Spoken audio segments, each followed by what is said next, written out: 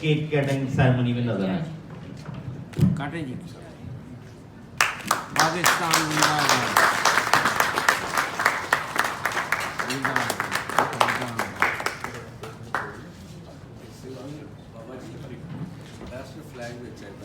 अच्छा। अस्सलाम वालेकुम। जट एसोसिएशन ऑफ कनाडा का बहुत बहुत शुक्रिया कि उन्होंने ये आज जश्न आज़ादी सेलिब्रेट करने के लिए इस तकरीब का एहतमाम किया है। आज हम पाकिस्तान की 75th एनिवर्सरी सेलिब्रेट कर रहे हैं। पाकिस्तान को बने माशाल्लाह आज 75 साल हो गए। It's a big milestone and as Canadian of Pakistani origin ये हम सब लोगों के लिए एक बहुत प्राउड मोमेंट है कि हम लोग बेशक 7 समुंदर पार हैं लेकिन दिल में जो पाकिस्तान के लिए मोहब्बत है हम इकट्ठे होकर आज जश्न आज़ादी मना रहे हैं।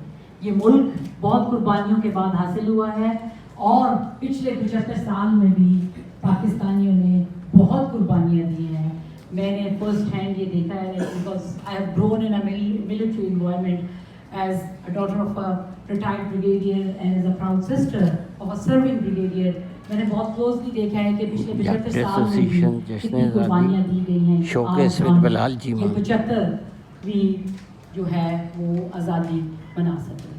एज ओवरसीज़ पाकिस्तान हम लोगों पे बहुत लाजिम है कि हम कायद आज़म मोहम्मद अली जिन्ना के 3 अल्फाज यूनिटी, फेथ, डिसिप्लिन को अपनी ज़िंदगी का हिस्सा बनाएं और कोशिश करें कि इस परचम के साए तले हम सब इकट्ठे रहें। ये यूनिटी बहुत ज़रूरी है और हम सब पे लाजिम है कि हम अपनी जो भी पॉलिटिकल एफिलिएशंस हैं उनको छोड़ के एज पाकिस्तानी इस परचम के नीचे इकट्ठे हों और जो कुछ हम कनाडा से कर सकते हैं वो पाकिस्तान के लिए करें। अपनी अगली जनरेशन को अपनी डिविजन्स शो ना करें बल्कि एक यूनिटी शो करें और उन बच्चों को एहसास दिलाएं कि जी हमारी हेरिटेज क्या है, हमारी रूट्स क्या हैं।